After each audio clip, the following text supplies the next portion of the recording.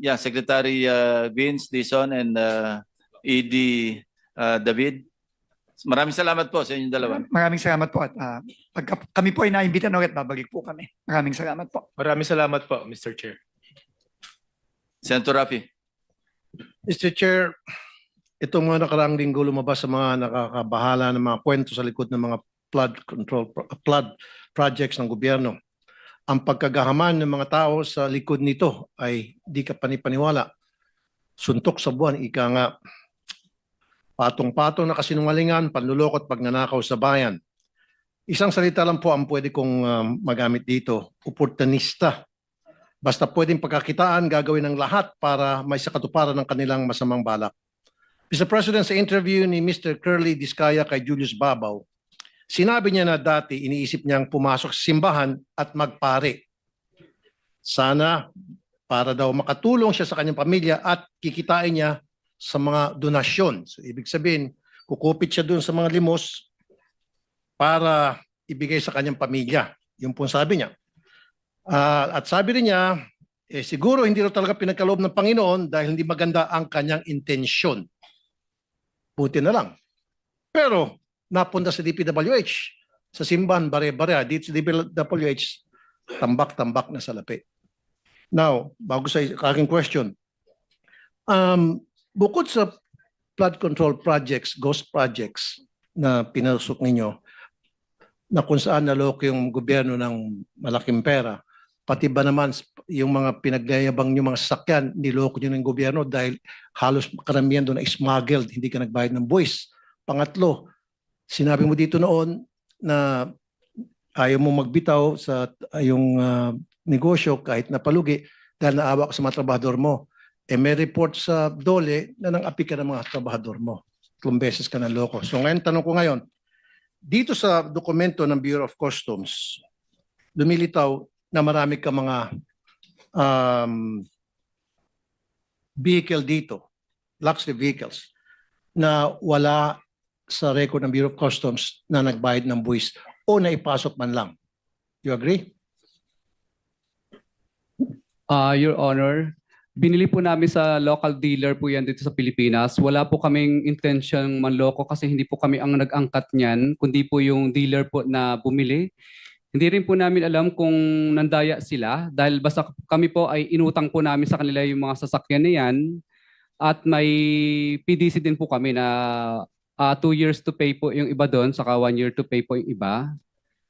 Tapos, tapos Your Honor, ganun din po yung tungkol naman po kay Jules Babaw. Wala naman po akong sinabing para mangupit po, kundi ang sabi ko lang po doon ay talagang hindi talaga inadya ni Lord na maging pari po ako kasi ang purpose ko po noon ay matulungan po ang aking pamilya dahil talagang hirap kami sa buhay pero hindi po para mangupit. Tingin ko lang po baka ang sabi ko lang po doon siguro kaya kami dinala dito ni Lord sa ganitong klase ng bagay para mas marami pa po kami matulungan. Katunayan mas marami pa makulimbat. Your Honor, hindi po. May charity foundation po kami na tuloy-tuloy pong tumutulong sa mga nangangailangan po. Punta na tayo doon sa Bureau of Customs. So, meron ditong 8 sasakyan na nasa possession ninyo na pinagmayabang nyo sa social media na walang records ang Bureau of Customs na nagbayad ng buwis. Ibig sabihin, ito ay swing. So sabi mo, binili mo lang ito sa isang dealer. Kasi ang gagawin ko, patatawag ko yung dealer, papatawag ko yung consignee, at dahil pagpipilian, it's either yung consignee magpapakulong o ikaw ipapakulong niya. Kasi, imposible, these are very expensive cars we're talking about. Millions and millions of pesos. Imposible, hindi mo tatanungin yan. Yan ba mali sa papel niyan, pare?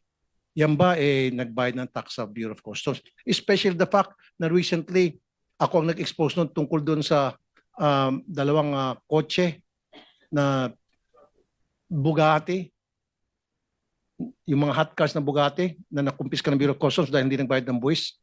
And I know for a fact na ilan sa mga vehicles dito ay pumasok sa Batangas. Alam mo yung modus ng mga dealer mo? Papalabasin sa container, kunyari Toyota Tundra, pero ang sa loob ng container, yun yung Rolls Royce na may payong.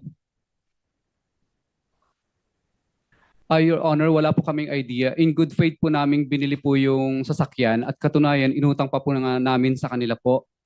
Wala po kaming idea, basta binigyan lang po nila kami ng dokumento na kompleto po, yung may certificate of payment din po. Basta naparegister at sila na rin po ang tumulong sa amin para iparegister po sa LTO yung mga sasakyan po. Wala po kaming alam kung paano po mag-import. So, Wala po nung kami- binigyan ka ng dokumento para sa Rolls-Royce halimbawa upang i-register sa LTO, so meron kang hawak-hawak na dokumento galing sa Bureau of Customs. Dapat to prove na pumasok yan ng legal at yan ay nagbayad ng taxes and duties sa Bureau of Customs. Because it will not be registered, hindi i-register ng Bureau of Customs yan dahil high na sa to kung wala kang hawak ng mga dokumentong yon. Yes po, Your Honor. Kaya nga po napatransfer po nila sa LTO po. Papunta po sa pangalan po namin. Kaya nga, so nakita mo yung dokumento galing sa Bureau of Customs na nagbayad ng buwis para sa Rolls-Royce? Alam ba, Rolls-Royce na lang.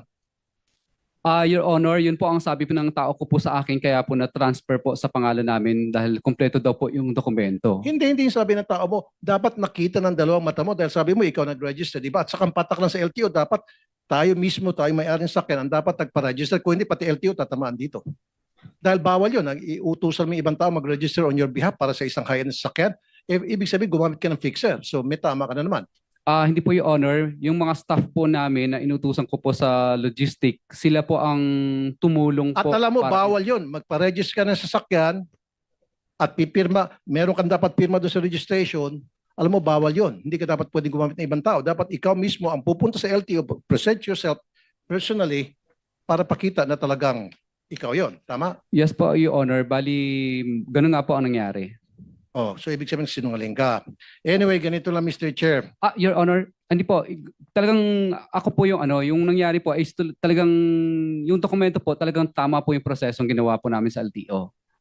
Yung mga dokumentong hawak mo, fake yung mga dokumentong yon. And I'm sure and I'm very sure na alam mo na fake yung dokumentong yun at nakipagsabuhatan ka. At malalaman niya sa susunod na hearing, in fact, ngayon pa lamang alam ko na nagsinungaling ka. Sa susunod na hearing, patatawag yung dealer at saka yung consignee. Kawawa namang consignee. Sigurado ako baka yung consignee matauhan mo lang. Anyway, Mr. Chair, given that Mr. Diskaya has been cited in Because you contempt. have 1 second. Sige, go ahead. Ito lang. Mr. Chair, given that Mr. Diskaya has been cited in contempt and Mr. Alcantara, I move that they be detained and handed over to the custody of the Senate Sergeant at Arms. I second the Is motion. there any objection? Properly seconded? Hearing none? Yeah, they will be taken under custody of the OSA, the Senate Security. Thank you. Thank you, Mr. President. That's all. So we will extend